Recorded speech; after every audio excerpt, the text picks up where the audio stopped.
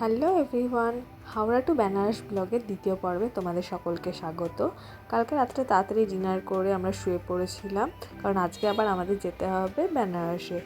তো সকালবেলা 7টায় উঠে আমাদের হোটেল থেকে বেরিয়েই সোজা রাস্তা ধরে আমরা চলে যাচ্ছিলাম সেই বিখ্যাত বুদ্ধগয়ার বোধি বৃক্ষ দেখতে, আর সেখানে যে টেম্পলটা আছে আর আশেপাশে কিছু টেম্পল আমরা দেখতে চলে যাচ্ছিলাম।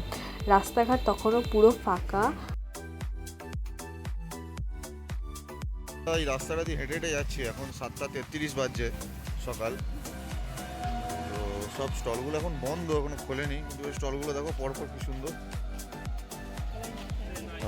মাথাতে আম্বেদকর মার্কেট, এটা চূড়া করা আছে। মার্কেটটার নাম হচ্ছে আম্বেদকর মার্কেট।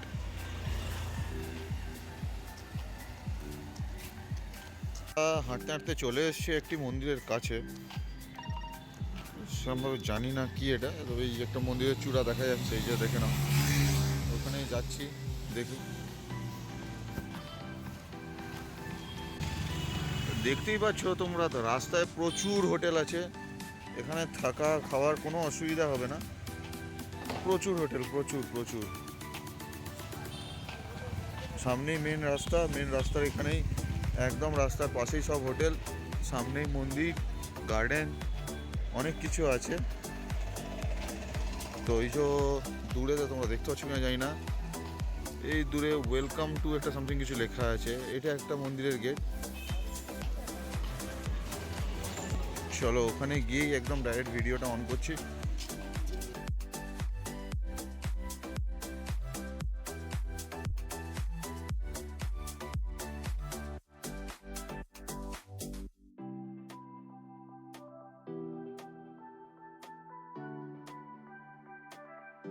হাঁটতে হাঁটতে আমরা চলে এসেছি ম্যানেজমেন্ট অফিসের সামনে।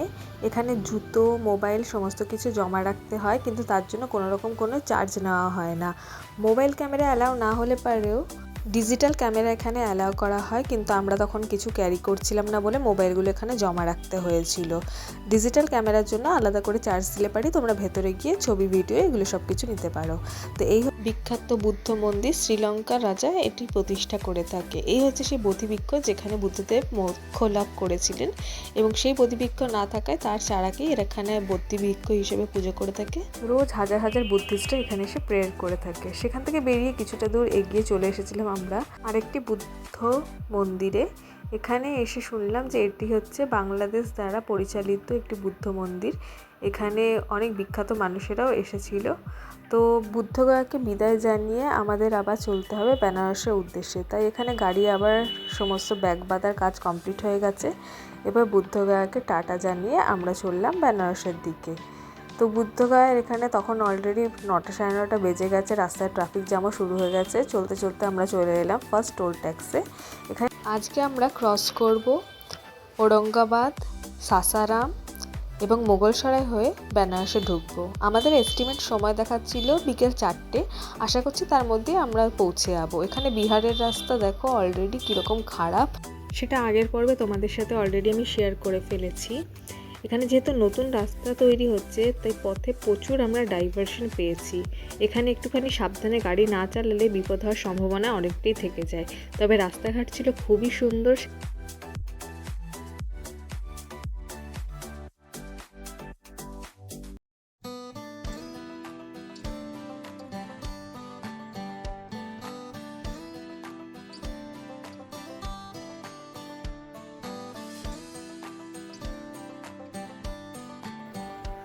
চলতে চলতে দেখতে পাচ্ছিলাম কিছু ছোট ছোট পাহাড়।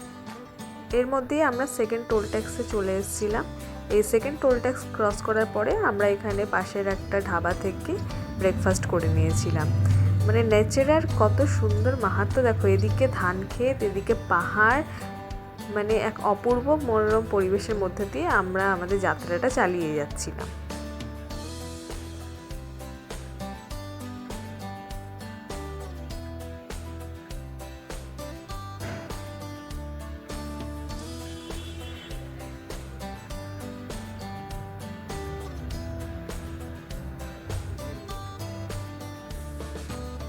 এই হচ্ছে বিখ্যাত সোন নদী, যেটা মোটামুটি 3 কিলোমিটার চওড়া এলাকা জুড়ে রয়েছে।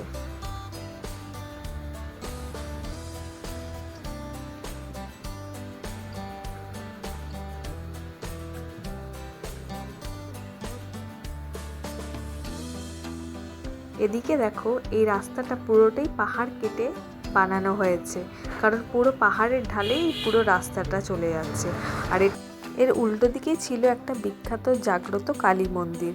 সে মন্দিরের ভিড় আমরা রাস্তা থেকেই বুঝতে পারছিলাম।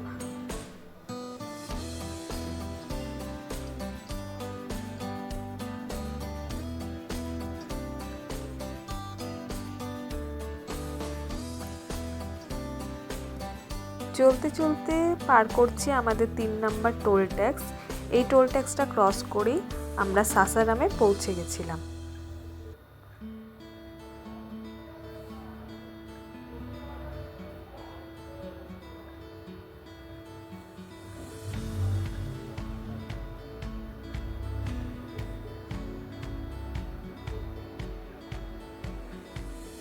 আমরা যে উত্তরপ্রদেশে প্রবেশ করে গেছি সেটা তোমরা রাস্তাঘাটের অবস্থা দেখেই বুঝতে পারছো। চারিদিকে গেরুয়া পতাকা পুরো ভর্তি ছিল।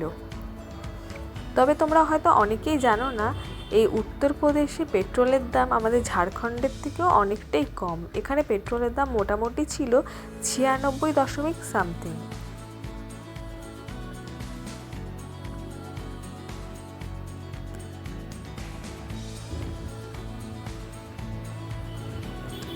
ক্রস করছি আমরা আমাদের 4 নম্বর টোল ট্যাক্স।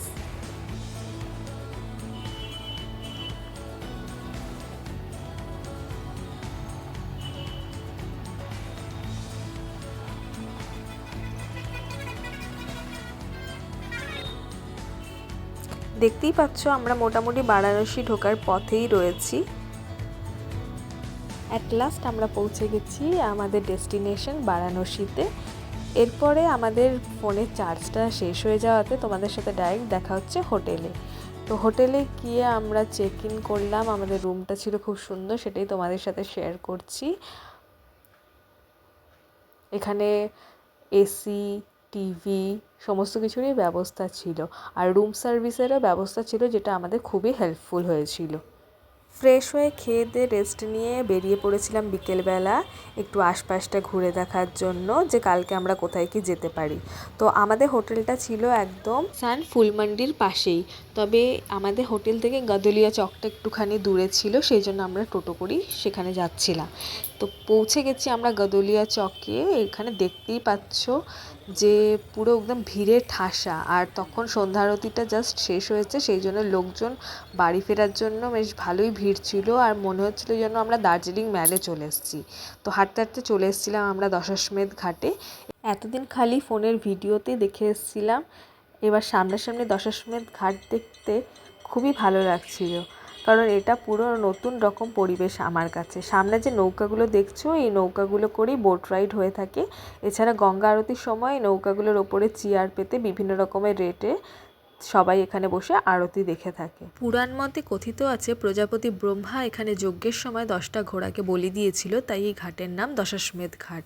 কাল আমরা কোথায় যাচ্ছি জানতে হলে অবশ্যই দেখতে হবে পরবর্তী ব্লগটি। ওকে, বাই।